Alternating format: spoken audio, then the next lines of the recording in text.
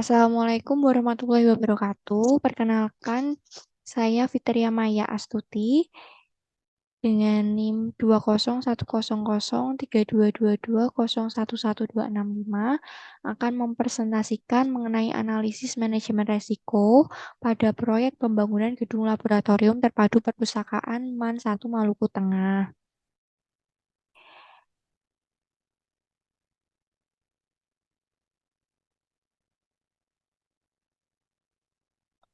Bab yang pertama yaitu pendahuluan. Apa itu yang dimaksud dengan manajemen resiko? Manajemen resiko adalah proses yang sistematik yang dimulai dari identifikasi, analisis, dan pengendalian resiko. Tentunya, manajemen risiko memiliki tujuan, yaitu memaksimalkan peluang dan konsekuensi dari kejadian yang memiliki dampak positif dan meminimalkan peluang dan konsekuensi dari kejadian negatif terhadap sasaran proyek. Oleh karena itu, pentingnya penerapan manajemen risiko dalam proyek konstruksi untuk memaksimalkan dan meminimalkan peluang risiko yang akan terjadi pada proyek pembangunan gedung laboratorium terpadu dan perpustakaan MAN 1 Maluku Tengah.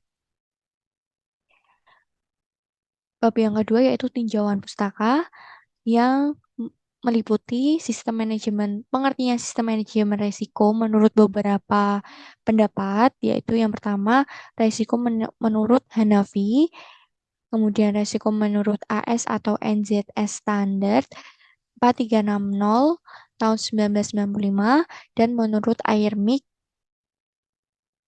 2010.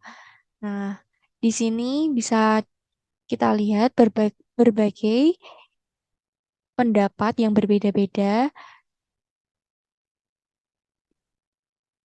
yang dimaksud dengan resiko itu apa. Dan juga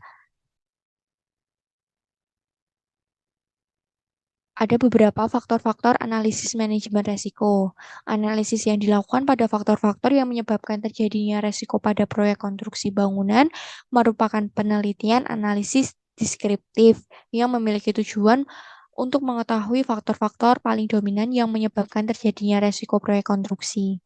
Responden dari penelitian ini adalah manajer proyek atau tenaga ahli sederajat yang dilakukan di Kota Batam dengan melakukan pembagian angket berupa kuesioner untuk pengumpulan data.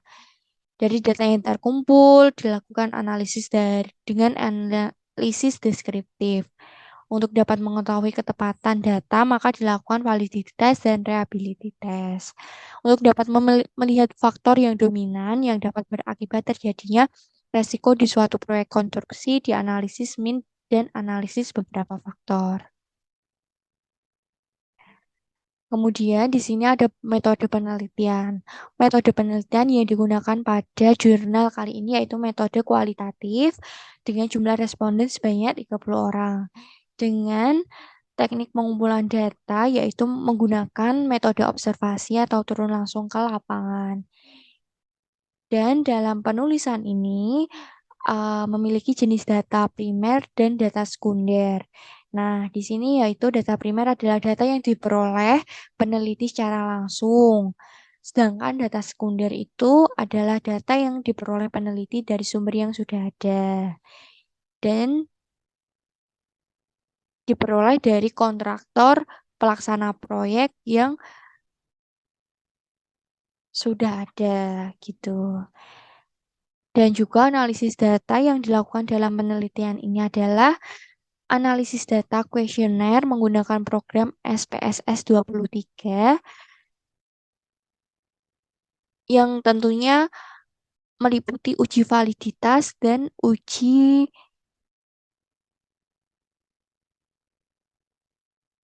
hmm,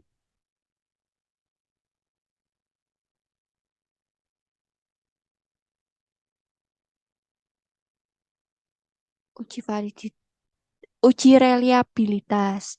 Nah, analisis data dengan metrik resiko adalah merupakan analisa suatu resiko dengan menentukan besarnya kemungkinan terjadi dan tingkat dari menerima akibat suatu resiko dengan tujuan untuk membedakan antara resiko kecil, sedang, maupun besar, dan menyediakan data untuk membantu evaluasi dan penanganan resiko menurut standar AZ atau NZS 4360.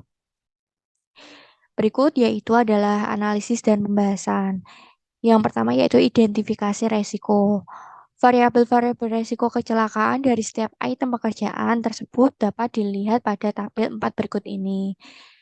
Berikut merupakan tabel hasil analisa lapangan yang sudah terkumpul. Bisa dilihat di sini ada beberapa tabel dan memiliki variabel penelitian. Kemudian uji kuesioner dengan program SPSS. Ada dua pengujian yang dilakukan dengan menggunakan program SPSS. Yang pertama yaitu uji validitas. Nah, di sini uji validitas eh, sampel yang digunakan sebanyak 30 orang responden, sehingga nilai R yang diperoleh adalah 0,361. Hasil pengisian kuesioner dapat dinyatakan valid apabila R hitung lebih besar dari R tabel 0,361. Dan berikut tertera hasil uji validitas dari variabel-variabel tersebut. Bisa dilihat di sini hasil analisa uji validitas menggunakan SPSS. Kemudian uji reliabilitas. Suatu instrumen dinyatakan reliable apabila crown pitch alpha lebih dari R tabel. R tabel ditentukan sesuai dengan jumlah responden pada signifikansi 5%. Maka pada penelitian ini didapat R tabel sama dengan 0,361. Reliable artinya konsisten atau stabil. Suatu alat ukur yang dikaitkan reliable apabila hasil alat ukur tersebut konsisten sehingga dapat dipercaya. Nah, pada uji reliabilitas ini tertera juga hasil ujinya menggunakan SPSS. Kemudian penilaian resiko. Setelah dilakukan uji validitas dan reliabilitas, dapat diketahui resiko-resiko saja apa saja yang dinyatakan valid dan reliable. Sehingga langkah selanjutnya adalah resiko-resiko yang telah dinyatakan valid dan reliable yang akan dinilai resikonya. Nah, bisa dilihat juga di sini ada tabel variabel valid dan reliable dari hasil analisa. Seperti itu. Kemudian dalam melakukan penilaian resiko, parameter yang digunakan adalah peluang dan akibat dan hasil yang diperoleh dari nilai rata-rata peluang dan nilai rata-rata akibat setiap item pekerjaan. Nah, seperti ini ada beberapa tabel indeks resiko dan tingkat resiko.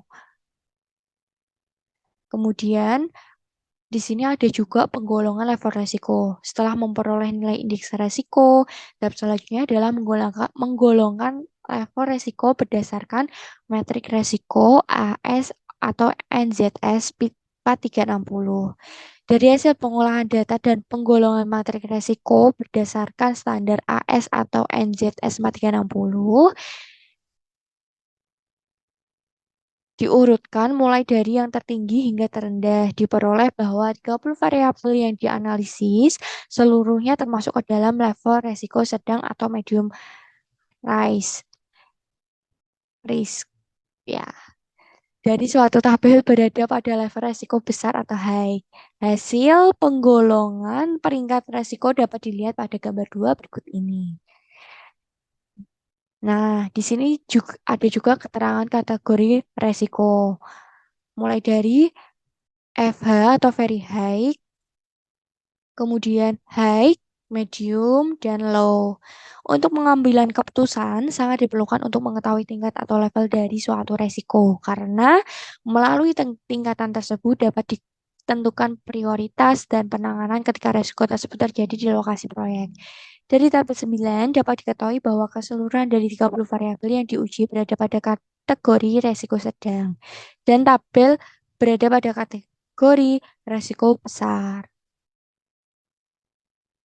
Kesimpulan dan saran yaitu simpulan yang pertama, identifikasi resiko yang terjadi yaitu resiko yang memiliki kesamaan dan kegiatannya berbeda, yang memiliki tingkatan resiko kecelakaan yang berbeda dari setiap item-item pekerjaan yang terjadi di proyek pembangunan gedung laboratorium terpadu dan perpustakaan MAN 1 Maluku Tengah. Kemudian kedua, penilaian resiko dapat ditentukan dengan level resiko dari 30 resiko kecelakaan tersebut menggunakan metrik resiko menurut AS NZS 4360. Seperti itu. Yang dan juga dianalisis berada pada level sedang dengan angka medium 4-9 dan berada pada level besar angka high 10-16. Berdasarkan resiko yang telah diketahui, maka strategi pengendalian atau penanganan terhadap potensi resiko yang dapat dilakukan adalah mengurangi peluang terjadinya resiko, mengurangi dampak terjadinya resiko, dan pengalihan resiko ke tempat lain. Seperti itu. Kemudian juga di sini ada saran dari jurnal itu yang pertama yaitu sebagai kontraktor pelaksana hendaknya menerapkan manajemen risiko dengan baik sesuai dengan peraturan-peraturan yang berlaku. Contoh yaitu memasang rambu-rambu bahaya akan kecelakaan dan sebagainya. Kemudian yang kedua adalah meningkatkan kesadaran setiap pekerja yang berada di lokasi proyek pembangunan proyek tersebut akan pentingnya penggunaan APD dalam melaksanakan pekerjaan. Dan yang ketiga yaitu meningkatkan pengetahuan akan K3 dan selalu mengingatkan akan risiko bahaya yang akan terjadi di sekitar lingkungan pekerjaan sebagai berikut yaitu lebih memperhatikan dan menyiapkan APD di lokasi proyek sesuai banyaknya para pekerja dan yang kedua yaitu lebih meningkatkan pengawasan di lokasi proyek pembangunan yang selalu lalai akan penggunaan APD selama melaksanakan pekerjaan. Eh, Terima kasih dan mohon maaf apabila dalam penyampaian presentasi atas jurnal kali ini ada kesalahan, saya memohon maaf. Terima kasih. Sekian. Wassalamualaikum warahmatullahi wabarakatuh.